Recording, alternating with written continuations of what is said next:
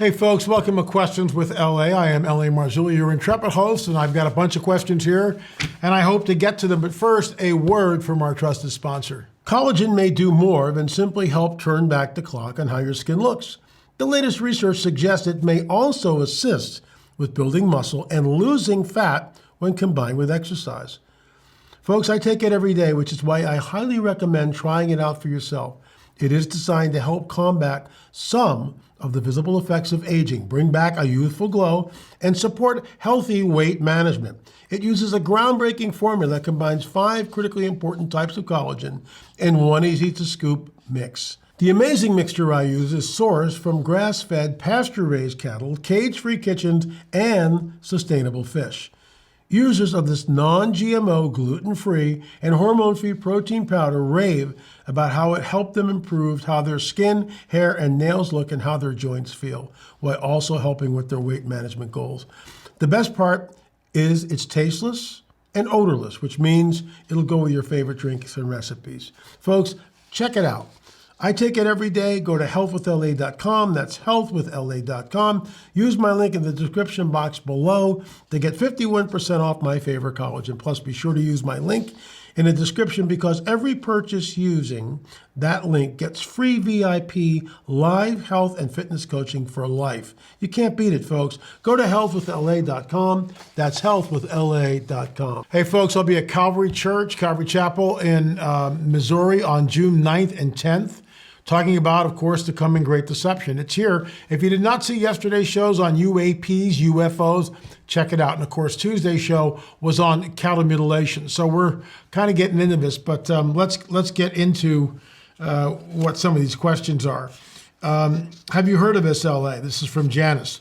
Will the Natural History Museum ever release Puabi's DNA test results? Okay, so the backstory on this, I didn't know about this. I had to do some research. And that's what I do. If I don't know, I go online and I start, looking at different articles and just see what's there. So Zechariah Sitchin, who passed away a number of years ago, believed that this queen, Puabi, I'm not sure how to pronounce it, but I think that's how you pronounce it. He wanted to do DNA testing on it because he believed that there might have been an extraterrestrial connection. Now, stop right there because Zechariah Sitchin was always talking about the Anunnaki. That was his whole big deal, as well as Eric von Däniken, the Anunnaki, the Anunnaki, the Anunnaki. Substitute fallen angels for Anunnaki, and it's basically the same deal, in my opinion. So what we know from the Paraka skulls right here and the one behind me, that, and this according to Brian Forrester, Gaia TV went down and took 100 samples from a couple of private museums. And their mitochondrial DNA sequence, like ours did, it showed a Middle Eastern, Eastern European, Black Sea area of the haplogroup from the mitochondrial DNA from the maternal side of the equation. But the paternal side, unknown. Couldn't find anything. So my opinion, mistake number one, when you give it to the powers that be, you're not going to get an answer. You've got to go, somehow you got to find an independent lab and not tell them what you're testing. Because the moment you do that, they have an agenda.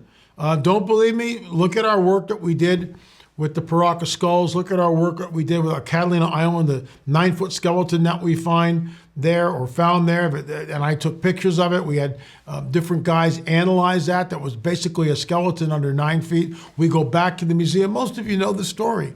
We go back to the museum and the picture's redacted. The skeleton's no longer there.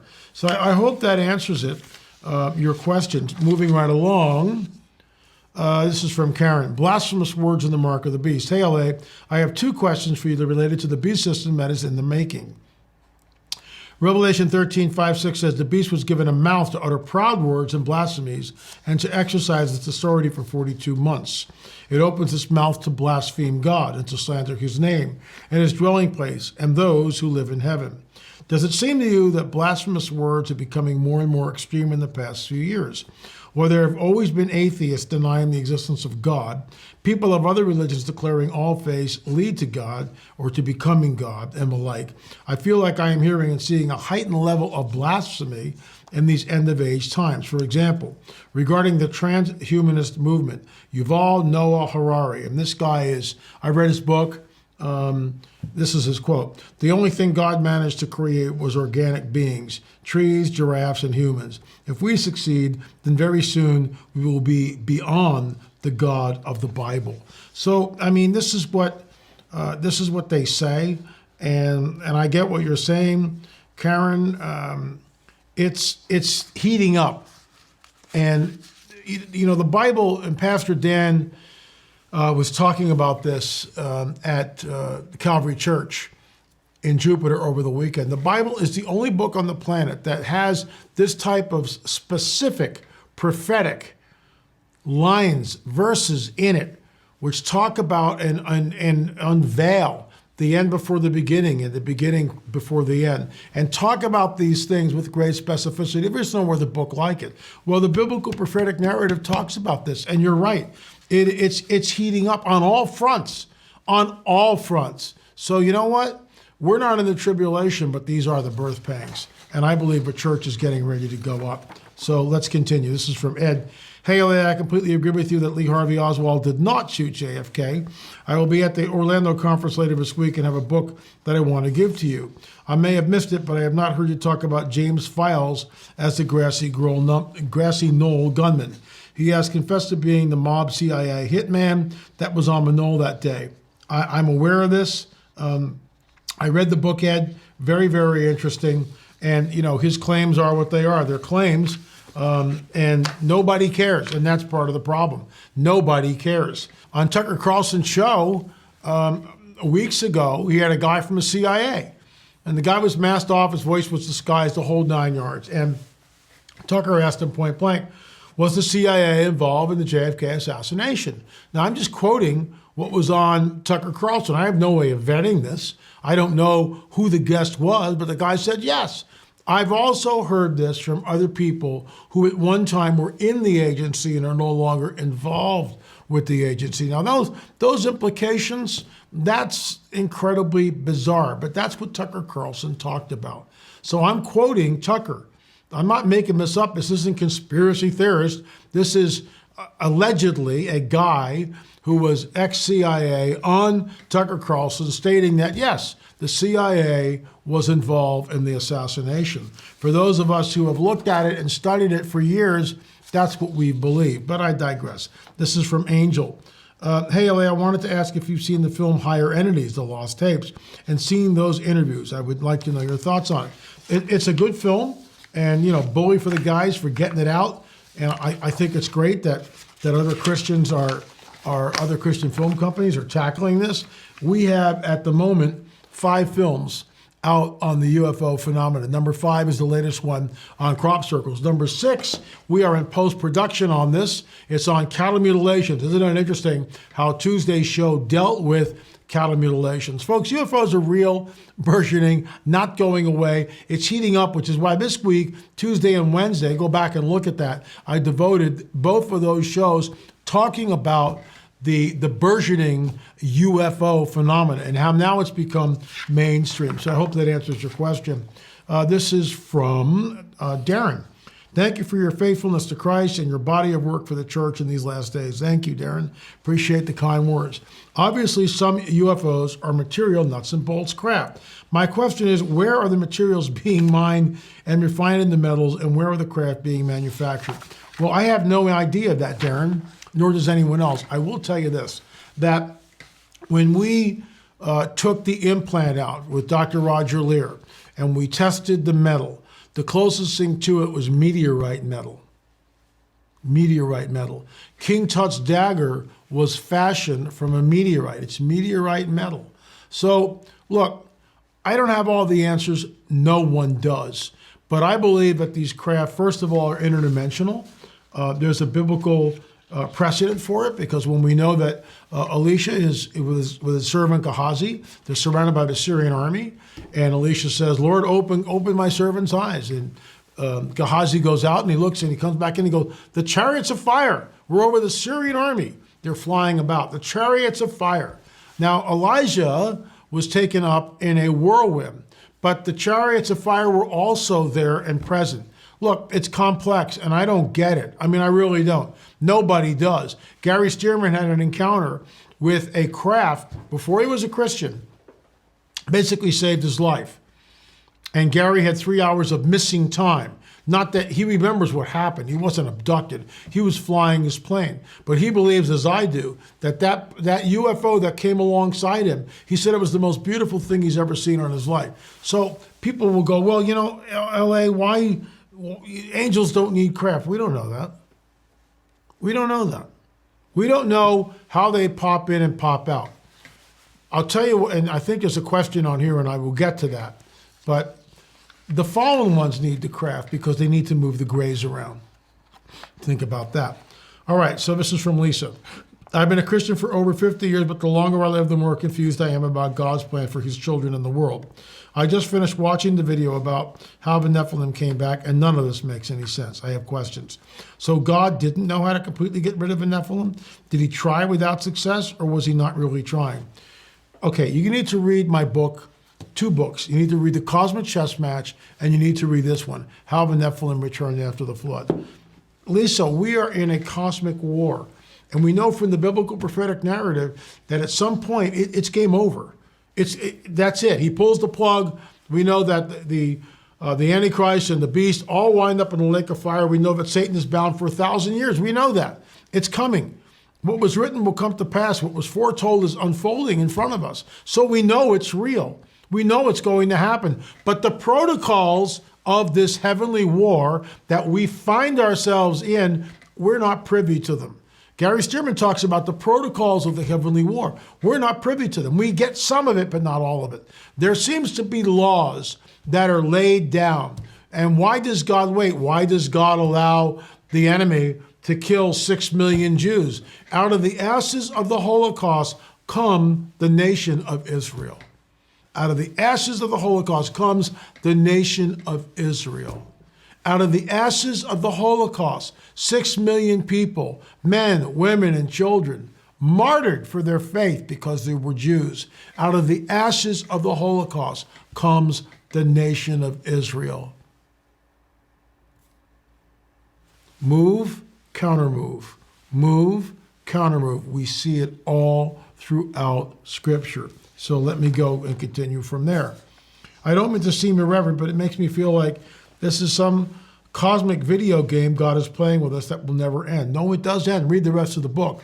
1,000-year millennium, and then finally, the dragon is cast into the lake of fire, and that's the end of that. So I equate it, and this is a bad analogy, but it's the only one I can think of. Okay, I've had root canals in the past. You have probably had root canals in the past. Do you go about every day thinking about the root canal? Of course you don't. Of course you don't. We know when a woman gives birth and she travails in labor, what does the Bible tells us? She forgets that because she's embracing her child. And all of a sudden the pain is something long ago. When we're finally taken, when we rise to meet the Lord of the air, when we rise to meet the Lord in the air, we are translated. We are in heavenly bodies. For the Lord himself will descend from heaven with a shout, with the voice of the archangel and the trump of God. And the dead in Christ will rise first. Then we who are alive and remain, harpazo, will be caught up. Harpazo, caught up. Together with those in the clouds to greet, to meet, to hang out with the Lord in the air. And so shall we evermore be with the Lord. That's not something that was invented by Darby. Okay? It's not invented by Darby. Just like the Dead Sea Scrolls, it lay. Just like the book of Enoch in the Ethiopian Bible, it sat there for almost 2,000 years and no one knew what it meant. You got 1,000 years of dark ages where the prophecies of the Bible weren't even discussed. If you read the Bible and you weren't part of the clergy, it was punishable by death, for crying out loud. So, it's not some new thing. It was there in Scripture all along, but it was concealed from us. It was deliberately hidden from us, not so much anymore. That's our blessed hope, that we will be caught up with him in the clouds. Harpazo, caught up. That's where we get the word rapture from. Okay, moving right along.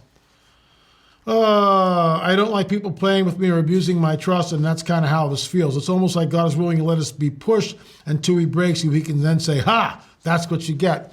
That's the God that does this, and that's not who we serve. But you've got to understand, Lisa, we are in a cosmic war. It's being played out. The Lord could blink his eyes and it could all end tomorrow, but he won't do that. He allows it to play out so we can all see who the dragon really is and those that sided. And we all see that the Lord sent his only son, Jesus, to die for us on the cross. Why did he have to do that? Why the agony of the scourging? I mean, is there another way to do this? There isn't. Anyway, I believe in God, but why this never-ending narrative of demonic popping back up to tempt and draw away God's people? This makes no sense, zero. Will he win the big war after 1,000 years, or is God going to let the devil kick our behinds? You need to read these two books. And if you can't afford them, Lisa, send me an email and I will send them to you gratis, okay? If you can't afford them. You need to read The Cosmic Chess Match. It will answer a ton of questions. And thank you for writing, my dear. So let me move on to the next one. This is from Elaine. I have followed you on Prophecy Watchers at different times with much interest. Well, thank you. We're on the same page spiritually, so you know where I'm coming from. My question is, and this goes back to our previous question, why do you think there are so many varied ships that have appeared in the sky? There are different ships, I get that. Bob Lazar talked about the different types of ship. You can have the big, huge V ships, like mother ships, that we see over a mile wide, that appeared over Phoenix, the Phoenix Lights. You've got the sort of the gull-wing craft that Dr. Roger Lear took video of, and we show that in our Watcher series. You've got the cigar-shaped craft. I get that. I don't know. I have no answer to it, but they're there. And then you get the back-engineered craft by our military. All right, those are the black V-shaped things. So let me continue. Fallen angels don't need ships to enter the earth. I agree. Interdimensional entities can just pop in and pop out, but here's the deal. The grays, in my opinion, are the disembodied spirits of the demons. The grays are the disembodied spirits of the demons. Okay? The demons are the disembodied spirits of the Nephilim. So the Nephilim are the progeny of fallen angels and the women of earth, creating a hybrid entity. Fallen angel, human woman, creating an entity. Mixing of the seed, Genesis 3:15. Genesis 6. Creating the Nephilim without a soul. The Nephilim are soulless. They're in a fixed state. So Genesis 3:15, Jesus is there telling a dragon, your seed will be at war at enmity with the seed of the woman. He, the proto-evangelion, the one coming from the woman, the Messiah, will crush the dragon's head. You will bruise his heel, which sets up the rest of the biblical narrative. So the flood happens, and these Nephilim perish, but they're immortal. So their spirits wander the earth. That's what the book of Enoch tells us. You can believe that or not. If you were going to keep one book out of the Bible, that's the book you keep out, because it explains everything, in my opinion. So we know that Enoch 1 is telling us that the disembodied spirits of the Nephilim become the demons that wander the earth. The dragon knows this, and he goes, I've got all this army here, and all I need to do is fashion an avatar, the Greys, and have the demon inhabit it. How do I know this? Whitley Strieber talked about it when he was on the ship. He opens a drawer, and there he sees the suits of the Greys stacked up. Another woman, Dolly, lifelong abductee, does the same thing. She talks about, this is in Preston Dennett's book, she talks about the fact that the Greys are like, you can stack them up like chairs, stack them up like cordwood. They are suits. They are avatars. They are biological constructs, in my opinion. I hope that answers your question. And this is why, the Greys just can't go from one place to another. This is where the ships come in. And human beings, even though they can be taken up through the ceiling, taken through the windows, they need a ship to do what they need to do with the abductions. They need a table to put the human being on, to then take sperm from the men, ovum from the women. It's a nefarious agenda. a nefarious agenda. You have a question? I promise I'll get to it. I will answer it. Last time I checked, we're upwards of 600 questions backlog. I promise you I'll get it. The shorter the question is, the better. Make them pithy. I don't need 5 paragraphs. State your question, because that way I can get to more of them. And that's what we're trying to do here. Thanks so much for watching Questions with LA. I'll be back tomorrow, Friday, end of the week. We'll see what happens with another supernatural confrontations. Thanks so much for watching. Remember to hit the subscribe button at the end. We really appreciate it. I will be June 9th and 10th at Calvary Church in Missouri. You can go to our website, lamarzulli.net, and check that out. Number 5, there it is, crop circles. You can watch all of them, stream them all by going to streaming.lamarzulli.net. If you want the hard copies, lamarzulli.net. Thanks so much for watching. We really appreciate it. And just remember, folks, that we are in a window of time, if I can put it, that is, in my opinion, that is unprecedented. And thank you for your questions. We try to answer them to the best of our ability. I am not Mr. Know-It-All. I don't have all the answers. But if I sincerely try to answer every question that we then present on the show. Thanks so much for watching. We'll see you tomorrow. Take care.